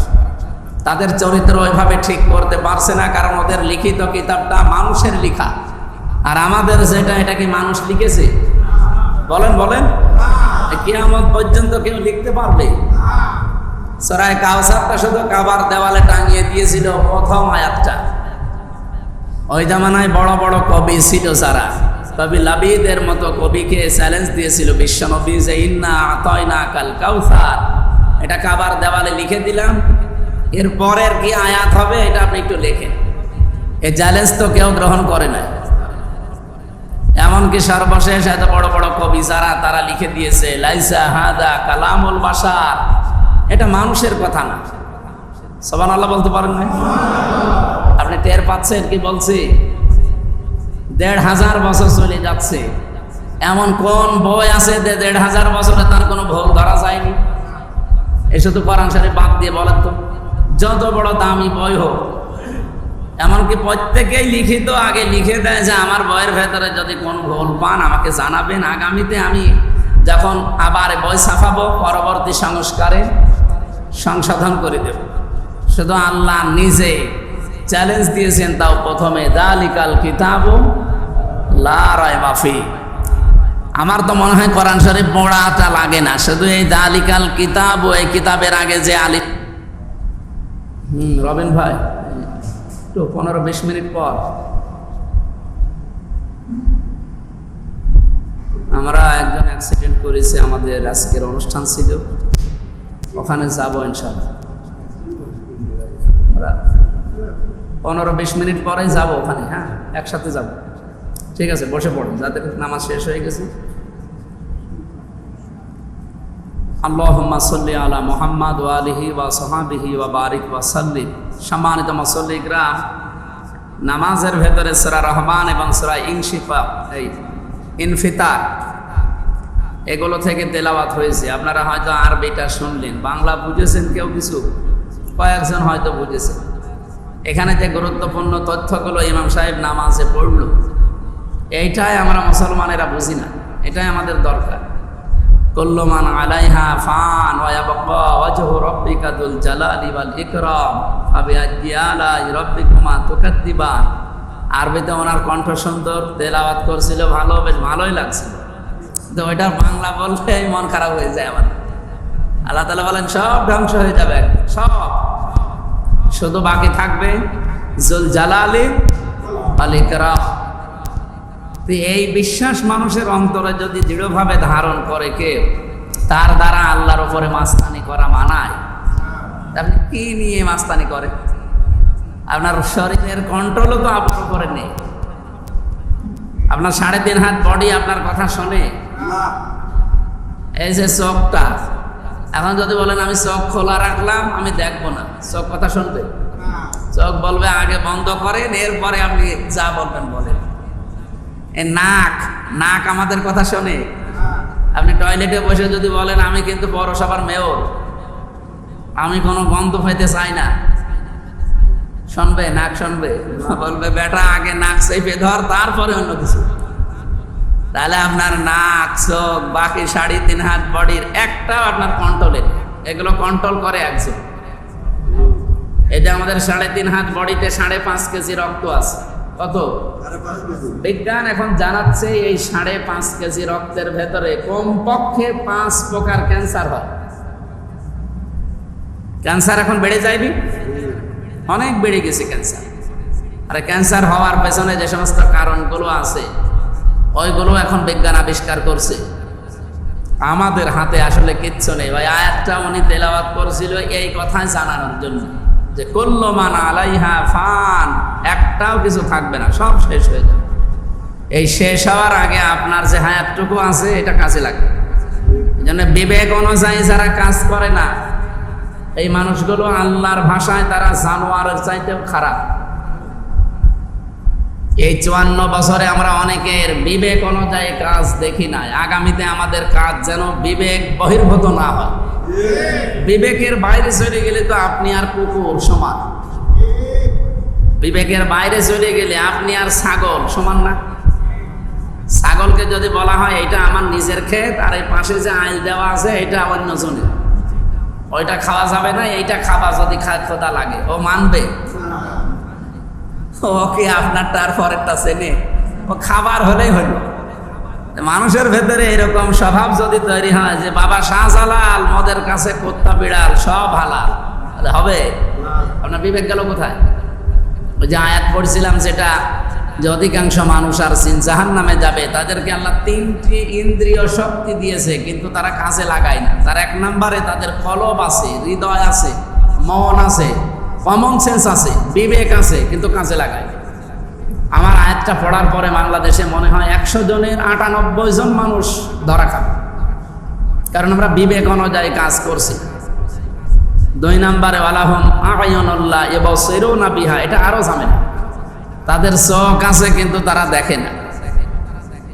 কত অন্যায় টিভির পর্দায়, ফেসবুকে, ইন্টারনেটে, পেপার পত্রিকায় ভেসে আসতেছে। বলেন এই দেশে আমরা যারা আছি শুধু নিজের দলের লোক বলে আমরা কিচ্ছু বলি না, আর অন্যের দলের লোক হলে চোখ সেখানে যায়। 3 নাম্বারটা আরো কঠিন। ওয়ালাহুম আযানুল্লাহ ইয়াসমাউনা বিহা, তারা শোনে, কান থাকতে শোনে, না শোনার ভান করার মতো করে। কত কিছু শোনে, প্রতিদিন সংবাদে আসতেছে, টিভির পত্রিকায় দেখতেছে। এগুলো শোনার পরেও মানুষ কিছু আছে না শোনার ভান করার মতো। এই যে শুনেও শোনে না, দেখেও দেখে না, চিন্তা করেও করে না। আল্লাহ বলেন এগুলো মানুষ বলার দরকার নেই। উলাইকা কাল আনআম, এগুলো জানোয়ার। ভাষাটা খারাপ হয়ে গেল না? আনাম মানে জানোয়ারি। দেখবেন কাউকে যদি বলা হয় বাঘের বাচ্চা, ওর বুক বড় হয়ে যায়।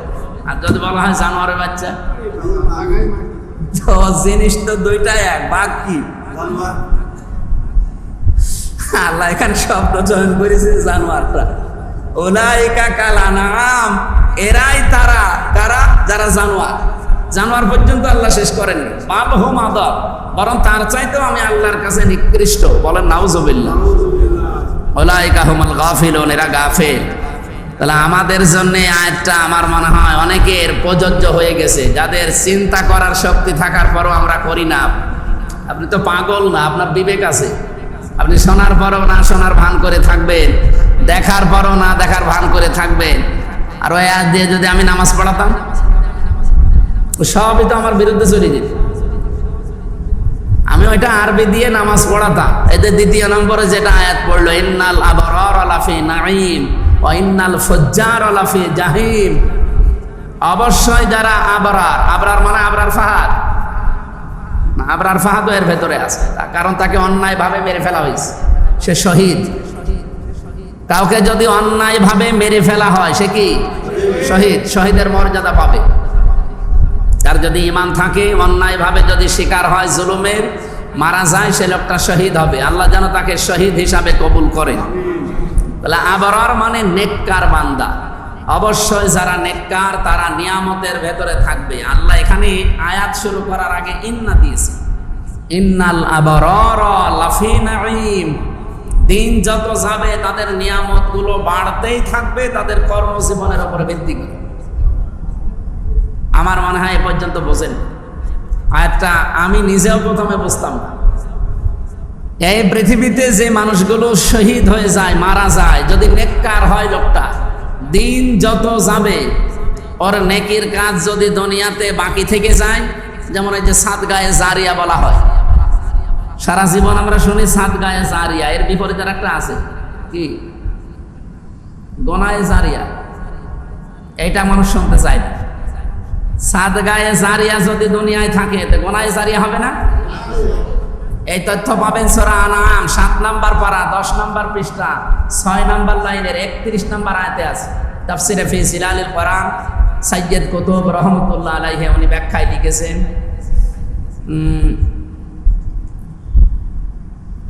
দাঁড়ান একটা বের করি।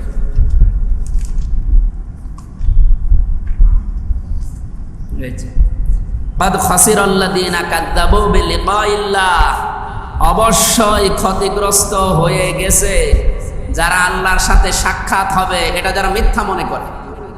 ক্ষতিগ্রস্ত হবে না হয়ে গেছে, এটা হচ্ছে মাঝির সিগা।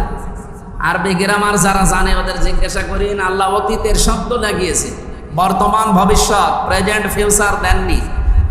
কদ খাসিরা, অবশ্যই ক্ষতিগ্রস্ত হয়ে গেছে। কোন বিষয়কে দৃঢ়ভাবে উপস্থাপন করার জন্য আল্লাহ 13টা শব্দ ব্যবহার করেন কোন আয়াতের আগে। তার ভেতরে এই কদ একটা, কদ, সিন, সাফা, লাম, এরকম 13টা আছে। তার ভেতরে কদ এটা একটা। আল্লাহ খুব দৃঢ়ভাবে, এটা 100 বার বলার দরকার ছিল আল্লাহ। কোন কথাকে 100 বার বলতে হলে যে গুরুত্ব দিয়ে বলা হয়, 100 বার না বলে একবারে বলার জন্য এই 13টার যে কোনো একটা আল্লাহ লাগিয়ে দেন। আমার কথা বোঝা গেছে? তাহলে এর গুরুত্ব কত বেশি। আল্লাহ বলেন অবশ্যই ক্ষতিগ্রস্ত হয়ে গেছে বা তারা ক্ষতিগ্রস্ত নিজেদেরকে করে ফেলেছে। কাযযাবু বিলিকাইল্লাহ, যে মানুষগুলো দুনিয়াতে আল্লাহর সাথে সাক্ষাৎ হবে এটা বিশ্বাস করে।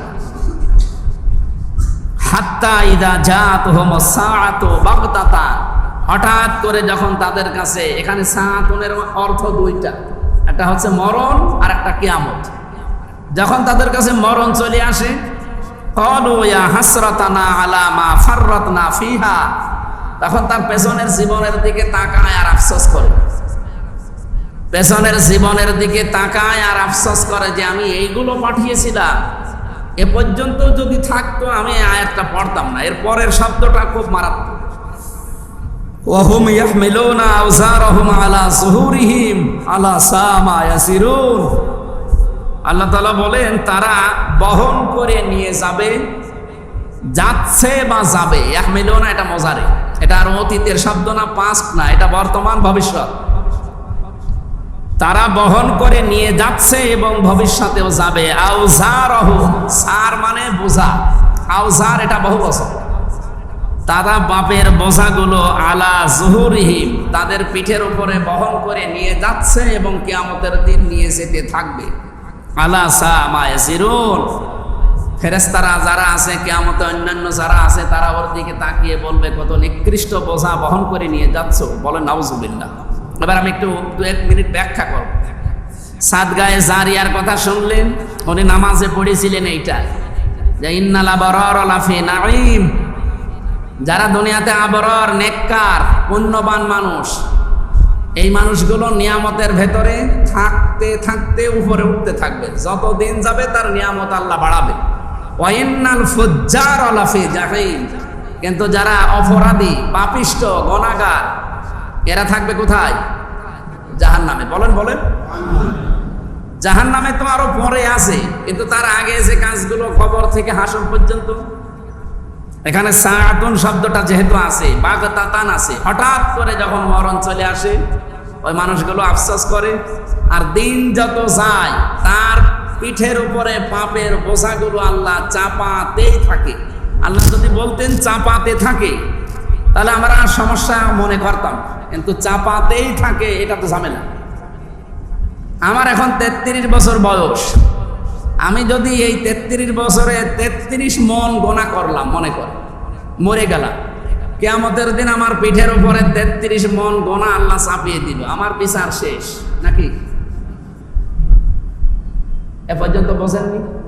33 মন গোনা যদি আমার এই 33 বছরে কামাই হয়, চাপিয়ে দিল, শেষ। কিন্তু আল্লাহ যা ইয়াহমিলুনা দিয়েছেন এটাই তো ঝামেলা। আবার ঝাড়ের বহু বছর, ঝাড় বোঝা সমূহ। আমি নাই 33 বছর বয়সে 33 মন গোনা নিয়ে মরে গেলাম, কিন্তু এমন এমন কাজ আমি দুনিয়ায় রেখে গেলাম, আমি মরে যাওয়ার পরে যেগুলো মরে নাই। আমি এমন একটা দল গঠন করেছিলাম, আমি মরে গেছি, কিন্তু সেই দলের লোকজন এখন অন্যায় অবৈধ কাজ করে বেড়ায়, চাঁদাবাজি করে বেড়ায়। আমি তো মরে গেছি, কিন্তু চাঁদাবাজির একটা গোনা আমার আমল নামায় ফেলাক্সি লোড হয়ে যেতেই থাকবে। আমার গোনা ছিল 33 মন, কিয়ামত আসতে আসতে আমার গোনা হবে কত মন?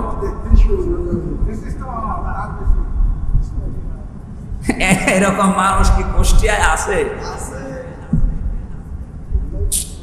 আমি একটা বই লিখলাম, এই বইতে আমি এমন এমন কিছু লিখে দিয়েছি যেগুলো মানুষের চরিত্র ধ্বংস হয়। আপনারা জানেন হুমায়ুন আহমেদ একটা বই লিখেছিলেন, পবিত্র ভালোবাসা। কোনোদিন শুনেছি? এটা নিয়ে এখন নোবেল নাটক তৈরি হয়েছে, সিনেমা বানিয়েছে বাংলাদেশে। নাম কি? পবিত্র ভালোবাসা। নায়ক নায়িকা জানেন? আপনারা তো এসব লাইনের লোক না, আল্লাহর ওলি সব, আপনারা জানবেন না। যারা ওসব লাইনে আছে, আমি উপন্যাস পড়েছিলাম আমি, ওখানে বাংলাদেশের একজন নেকেট মহিলাকে নায়িকা বানিয়েছে, একজন হিন্দু ছেলেকে নায়ক বানিয়ে একটা চরিত্র দিয়েছে। এখানে বোঝাতে চায় যে বোরকাওয়ালা মেয়েদের চরিত্র কত নিম্ন, এইটাই সামারাইজ করে শেষে জানিয়েছে। আমার যেহেতু সিনেমা নিয়ে আলোচনা উদ্দেশ্য না, আমার উদ্দেশ্য হচ্ছে উনি মরে গেছে, উনি যে বইটা লিখে গেল ওইটা দিয়ে সিনেমা হচ্ছে। এই সিনেমা আপনি বাইরের দেশগুলোতে যান, সেখানে ভাষায় রূপান্তর হয়ে সেই দেশে চলছে। তামিলনাড়ুর সিনেমা এই দেশে বাংলায় ডাবিং হয়ে চলে না? পৃথিবীর যেখানে যান মনে করেন ওই দেশের ভাষায় ডাবিং হয়ে ওই দেশে চলছে। অন্যান্য ধর্মের যারা আছে, বললাম কত ধর্মের লোক বাস করে, 4,500। এই মানুষগুলো যখন এই সিনেমাটা দেখবে, বোরকাওয়ালা একটা মেয়ে লোক এইরকম এরকম কাজ করে তলে তলে, ওনাকে দিয়ে ওই চরিত্র করিয়েছে। ইসলামের প্রতি, বোরকাওয়ালা পর্দাশীল মেয়েদের প্রতি একটা খারাপ ধারণা আসা স্বাভাবিক না? উনি তো মরে গেছে, কিন্তু ওনার বই কি মরে গেছে? ওনার এই বই দিয়ে যা তৈরি হবে, যতদিন থাকবে বইটা, কিয়ামত পর্যন্ত যদি থাকে, তো কিয়ামত পর্যন্ত ওনার আমল নামায় এই যে আল্লাহর একটা বিধান ফরজ পর্দা, এটা লঙ্ঘন করার কারণে, এটা খারাপ ধারণা করার কারণে কবিরা গুনাহ ওনার আমল নামায় যেতেই থাকবে। উনি 80 বছর বয়সে মনে করেন মরে গেছে, 80 মন গোনা ছিল ওনার। কিয়ামতে যেদিন উঠবে 80 মন থাকবে, 80,000 মন হয়ে যাবে। এই জন্য বিবেক খুব গুরুত্বপূর্ণ জিনিস। আমার তো মাঝে মাঝে আফসোস হয়, বহু মানুষ কিয়ামতে আমরা এরকম ধরা খেয়ে বসে আছি, ফেরেশতারা বলবে আলা সামা ইয়াজিরুন, কত নিকৃষ্ট বোঝা হামজা বহন করে নিয়ে যাচ্ছে, বলে নাউজুবিল্লাহ। জনগণের যে দায়িত্বগুলো একেবারে মেম্বার থেকে শুরু করে এমপি মন্ত্রী পর্যন্ত যারা নেয়, এই দায়িত্বগুলো সঠিক রূপে পালন না করলে গোনা কিন্তু বাড়তেই থাকবে। খুব গুরুত্বপূর্ণ বিষয় এগুলো, মানুষ নিতে চায় না।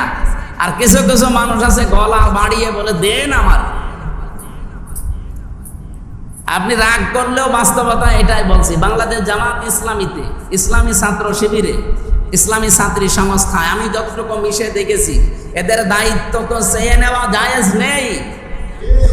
আর কেউ যদি দায়িত্ব পায়, আমার মনে হয় সেই দিনও সারাদিন কন্দন করে। কারণ এই দায়িত্ব নেওয়া তো নেওয়া না, এটা মাথার উপরে একটা বিশাল পাহাড়। আর বাংলাদেশে 75টার উপরে এখন দল আছে। এই একটা দল বাদ দিয়ে একটা দল আপনি নাম বলেন তো, যারা দায়িত্ব দিতে গেলে নিতে চায় না, আরো মারামারি করে। একটা ওয়ার্ডের সেক্রেটারি হওয়ার জন্য মেরে ফেলে মানুষ, আমি নিচে দেখেছি নোয়াখালীতে। আর ওয়ার্ডের না, কেন্দ্রীয় আমির হওয়ার জন্য তারা দায়িত্ব দিলে ও 2 ঘন্টা ধরে একাধারে কন্দন করে। তা আপনাকে আবার কি দেখানো লাগবে এর চাইতে বলেন? কারণ এই দায়িত্বটায় তারা হয় জাহান্নামে নিয়ে যাবে, না এই দায়িত্বটায় তারা জান্নাতে নিয়ে যাবে। উনি নামাজের 2য় রাকাতে এই আয়াতটা পড়েছিল যে জাহান্নামে থাকবে যারা পাপিষ্ঠ মানুষ। এরপর একটা একটা করে কথা বলছিল। আমার যেহেতু নামাজের তেলাওয়াত কিন্তু আয়াত উদ্দেশ্য না, উদ্দেশ্য এই আয়াতটা। আল্লাহ তাআলা জানালেন যাদের বিবেক অনুযায়ী যারা কাজ করে না, ওরা যেন আমার কাছে মানুষ হিসাবে পরিচয় না দেয়, ওরা আমার দৃষ্টিতে জানোয়ার, তার চাইতেও খারাপ। আমরা কি আল্লাহর কাছে জানোয়ার হিসাবে পরিগণিত হতে চাই? আজকে থেকে বিবেক কাজে লাগাবে। বিবেক বহির্ভূত কোনো কাজ যেন না করে।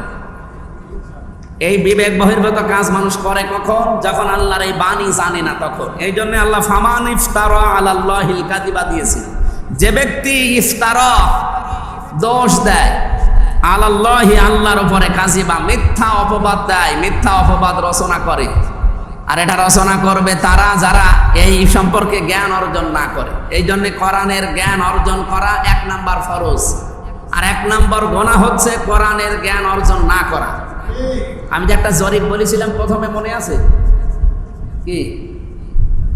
আমি আল কোরআন রিসার্চ ফাউন্ডেশনের সদস্য হিসাবে আমি জরিপ দেখেছিলাম 19 সালে, জেলে যাওয়ার আগে। আমি তো এই 3 বছর জেলে ছিলাম। জেলে যাওয়ার আগে আমি দেখেছিলাম বাংলাদেশে 100 জনের 95 জন কোরআন শরীফ পড়তে পারে না। 5 জন পারে, তার 4 জন বোঝে না, আর 1 জন পারে বোঝে। এই আপনি সিস্টেম দেখেন, 100 জনের 1 জন মানুষ কোরআন শরীফ পড়ে, শুদ্ধ করে বোঝে, ওই যে হাক্কা তিলাওয়াতি যেটা। আর 2 নম্বরে 4 জন 100 জনের ভেতরে যে 4 জন পড়তে পারে কিন্তু বোঝে না। এখানে আমরা যারা নামাজ পড়লাম ইমাম সাহেবের এই 2 রাকাতে, আমার মনে হয় 4 জন আমরা বুঝেছি, বাকি 94 জন আমরা বুঝি না। খালি একটু সুখ পেয়েছি কানে। অনেকে তেলাওয়াত খালি কানের সুখের জন্য করে। 3 নম্বরে 100 জনের 95 জন তো আমরা পড়তেই পারি না। আমি আহ্বান জানাবো আপনাদের, যেখানে আছেন কিভাবে শিখবেন আমি জানি না। চীন দেশের ওই বৈদ্য লোকটা যদি 10 মিনিট সময় পায়, বিশ্রামের সময় ওর নিজের ধর্মীয় গ্রন্থ পড়তে পারে। আপনি দর্জির কাজ করছেন, বাজারে বিক্রি করছেন, সময় পেলেই 10টা মিনিট মোবাইলে সেভ করে নিন। কত সিস্টেম আছে, ইচ্ছা থাকলে উপায় হবে। এই ফরজ দায়িত্ব, নামাজ পড়া যেমন ফরজ, কোরআন শরীফ শিক্ষা করা কি ফরজ। এই যে কোরবানি দিলে লক্ষ লক্ষ টাকা খরচ করি, আমারই প্রায় 3.5 লাখ টাকা গেছে কোরবানিতে। কোরবানি দেওয়া কি ফরজ ছিল না ওয়াজিব? বলেন বলেন। আমি মুসল্লিদেরকে বলছি, বলেন তো কতগুলো ওয়াজিব এক জায়গায় করলে একটা ফরজ হয়? কয়টা? সারা দুনিয়ার যত ওয়াজিব আছে সব এক জায়গায় করলে একটা ফরজ হবে? তাহলে সেই ওয়াজিব একটা পালন করার জন্য কেউ 2.5 লাখ, 5 লাখ, 10 লাখ, 25 লাখ, 30 লাখ, 50 লাখেরও কোরবানি দিয়েছে। অথচ এই ফরজের আগে একটা গুরুত্বপূর্ণ বিধান ছিল আয়াতের ভেতরে, ফাসাল্লি লিরাব্বিকা, আগে নামাজ পড়ো এরপরে কোরবানি করো। অথচ নামাজ পড়ে। এরকম মানুষ দেশে আমরা পেয়েছি। যেখানে ফরজ ছিল, এরকম ফরজ কোরআনে আছে কতগুলো? 500। বলেন বলেন। তার ভেতরে অন্যতম সবচাইতে বড় ফরজ হচ্ছে আলালাহুল খালকু ওয়াল আমরু। এই জমিন আমার, এখানে সিদ্ধান্ত চলবে আমার। আল্লাহর সেই সিদ্ধান্ত তো আমরা চালাতে চাই। আমার মন মতো কিছু হবে না। এখানে সিদ্ধান্ত বানিয়েছেন আল্লাহ নিজে। এই জমিনে আইনও চলবে আল্লাহ। আর এইটাই বড় ফরজ। এই ফরজটা 54 বছরে আমরা মানুষকে বোঝাতে পারি। বোঝাতে গেলে সে তো উল্টা দিকে যায়। এখন আস্তে আস্তে মানুষ বুঝতেছে যে না, এ জমিনে যতদিন মালিকের বিধান কায়েম না হবে কেউ আমরা নিরাপদ না। গতকালকে গোবিন্দচন্দ্র পরামানিক, উনি হিন্দু মহাজোটের মহাসচিব, কি লাইভ দিয়েছে দেখেছে? উনি জানাতে চাচ্ছে বাংলাদেশে যতদিন আল্লাহর বিধান, হিন্দু মানুষ আল্লাহর নাম বলছে, আল্লাহর বিধান কায়েম না হবে ততদিন এ দেশে কোনো ধর্মের লোক নিরাপদ না। আমরা চাই এদেশে আল্লাহর বিধান কায়েম হোক। একটা হিন্দু মানুষ বোঝে, আর আপনি মুসলমান, সেই ছোটবেলায় মুসলমানই দিয়েছেন নাকি মুসলমান এখনো দেওয়া হয়নি? এরপরও আমাদের বুঝে আসে না। বিশ্বনবীর মতো ভালো মানুষ দুনিয়ায় আসে নাই। ওনার মতো মানুষ এই কোরআন শরীফ বাদ দিয়ে নিজের চরিত্র দিয়ে চেষ্টা করেছিলেন 17 বছর থেকে 40 বছর, 23 বছর একাধারে কোরআন ছিল। বলেন বলেন। ওই মানুষটাই যখন 40 বছর এটা হাতে পেলেন, 40 থেকে 63, এইটাও কত? 23। আগেরটা, আগের 23-এর ফল 0, কিচ্ছু হয়। আর পরের 23-এর ফল কি 0? অমরের মতো মানুষ তৈরি হয়েছে। এজন্য আমরাও চাচ্ছি এই জমিন যেহেতু আল্লাহ, এখানে বিধানও চলার কথা আল্লাহ। এই বিবেকটা যতদিন জাগ্রত না হবে, এই মিথ্যা প্রতিপন্ন করা এই দেশে ততদিন বন্ধ হবে না। আন্দাজে উল্টাপাল্টা ফতোয়া উল্টা দিকে নিয়ে চলে যায় আমরা। এই যে জালেমের যে 5টা ক্যাটাগরি বললাম, এই সব কয়টা আমাদের এই দেশে আছে। আল্লাহ তাআলা বলেন, কুল সাদাকাল্লাহ, আমার বাণী যেহেতু সত্য, ভালোভাবে এটা মানুষের কাছে প্রচার করেন, মানুষ যেন বিবেক দিয়ে বোঝে। আমার একটা কথাও আজ পর্যন্ত মিথ্যা হয়নি। ফাত্তাবিউ, অনুসরণ করার জন্য আমি একজনের আদর্শ দিলাম, সেটা হচ্ছে ইব্রাহিম নবীর আদর্শ। এবার আসেন তো, ইব্রাহিম নবীকে যে 50টা পরীক্ষা করেছিল, আমার মনে হয় সময় 35 বাজে তো নাকি? আপনারা তো বাড়ি যাওয়ার কোনো নাম করছেন না। আমি যা সারাদিন জার্নি করছি, আমি এখনো পর্যন্ত খাবারও খেতে পারিনি। আমি যে সময় নিয়ে সময় চলে যায়, আমার কাছে বাড়ি চলে যাবেন, খেয়েও তো বাড়ি চলে যায় না। মোনাজাত করে দিন। কাজ কাম নেই, বাড়িতে কাজ কাম আছে তো ম্যাডাম রাগ করবে না। আমার হাসপাতালে যাওয়া লাগবে, একজন পড়ে আছে অসুস্থ। আমরা 50টা পরীক্ষার ভেতরে গুরুত্বপূর্ণ 10টা ইমানের পরীক্ষা পেয়েছি কোরআনে। হযরত ইব্রাহিম 10টা পরীক্ষায় তিনি পাশ করেছিলেন। তার প্রথম পরীক্ষা ছিল তারকা। উনি তারকা দেখে দেখে মনে করেছিলেন এটা আমার রব হবে। পরবর্তীতে চন্দ্র, এরপরে সূর্য। দেখতে দেখতে শেষে এসে বললেন না, ইন্নী ওয়াজ্জাহতু ওয়াজহিয়া লিল্লাযী ফাতারাস সামাওয়াতি ওয়াল আরদা হানিফা ওয়া মা আনা মিনাল মুশরিকিন। এখানে যত কথা আছে, এই 2-10 মিনিট 1-2 ঘন্টা না, সারা জীবন বললেও আমি শেষ করতে পারি না, এত কথা আছে। আল্লাহ তাআলা জানাতে চান যে ইব্রাহিম সত্য অনুসন্ধান করছিল, যে কোনটা আসল কোনটা আসল। শেষ পর্যন্ত যখন তিনি পেয়ে গেলেন, সত্যকে সত্য জানার পরে তিনি জাতির কাছে ঘোষণা দিলেন, জাতির লোকেরা আমি কিন্তু আজকে ইন্নী ওয়াজ্জাহতু ওয়াজহিয়া লিল্লাযী, আজকে মুখ ধরিয়ে নিলাম সবার কাছ থেকে। আর আমরা এটা জায়নামাজের দোয়া বানিয়েছি। উনি এইটা ঘোষণা দিলেন জাতির সামনে, এরকম মসজিদের মেম্বারের উপরে দাঁড়িয়েছে, জাতির লোকেরা আমি কিন্তু মুশরিক না, আমি আজকে সব দিক থেকে মুখ ঘুরিয়ে নিয়ে আসলাম। আমি মানুষের তৈরি করা আইন মানি না। আমি এই যে দরগা পূজা, দুর্গা পূজা, আগুন পূজা, মূর্তি পূজা কিচ্ছু মানি না। হ্যাঁ, আমি জানি এগুলো বলতে গেলে আমার বাবা নিজে মূর্তির ব্যবসা করে, আজও ও আমার বিরুদ্ধে যাবে। এখন ওই পরিবেশ আছে না? আপনি ইসলামের সঠিক কথা তুলে ধরতে যান, আপনার বাবা আপনার বিরুদ্ধে চলে যাবে। আপনি যদি সত্যি ইব্রাহিম আলাইহিস সালামের মতো ভূমিকা পালন করেন। তার পরিবার তার বিরুদ্ধে গেছে, তার সমাজ তার বিরুদ্ধে গেছে, তার দেশ তার বিরুদ্ধে গেছে, তার রাষ্ট্র তার বিরুদ্ধে, এমনকি আগুনে ফেলে দিয়েছে, দেশ থেকে তাড়িয়ে পর্যন্ত দিয়েছে। তাহলে ইব্রাহিম আলাইহিস সালাম যে জীবনে পরীক্ষা দিলেন 50টা, তার প্রথম পরীক্ষায় শুরু হয়ে গেছে এই কঠিন। আল্লাহ তাআলা বলেন আমি তোমাদেরকে অনুসরণ করার জন্য ইব্রাহিম আলাইহিস সালামের আদর্শটা দিলাম। সেই আদর্শের খবর আমাদের নেই। কত আদর্শ নতুন নতুন আসে, সেইটা গ্রহণ করি। আমি নাম নাই নিলাম। অনেক শেষে বলেছিলেন ওয়া মা আনা মিনাল মুশরিকিন, আমি মুশরিক না। কেন বললেন? কারণ কোন পরিবার, কোন ব্যক্তি, কোন জাতি, কোন এলাকা যদি নিরাপত্তা পেতে চায় আল্লাহর কাছে, কার কাছে? আল্লাযীনা আমানু ওয়া লাম ইয়ালবিসু ঈমানাহুম বিযুলমিন উলাইকা লাহুমুল আমন। এটা আছে সূরা আনআম 7 নম্বর পারা 17 নম্বর পৃষ্ঠার প্রথম নম্বর লাইনের 82 নম্বর আয়াতের প্রথম অংশে আছে। আল্লাহ বলেন যারা ঈমান আনবে আর ঈমানের সাথে শিরককে মিশ্রণ করবে না, উলাইকা লাহুমুল আমন, আমি আল্লাহ গ্যারান্টি দিলাম এরা হচ্ছে নিরাপত্তার হকদার। নিরাপত্তা আছে আজ? আমাদের নিরাপত্তা তো নেই। আর এমন প্রতিবেশী পেয়েছি 24 ঘন্টা আতঙ্কে থাকা লাগে প্রতিবেশীর কারণে। নিজের ব্যক্তিগত প্রতিবেশী, এরপরে দূরের, এরপরে বাইরের যত প্রতিবেশী সব আমাদের বিরুদ্ধে। এদের কাছ থেকে নিরাপত্তা পাওয়ার একটাই কাজ এখন বাংলাদেশে, শিরিক মুক্ত হওয়া লাগবে জীবনকে।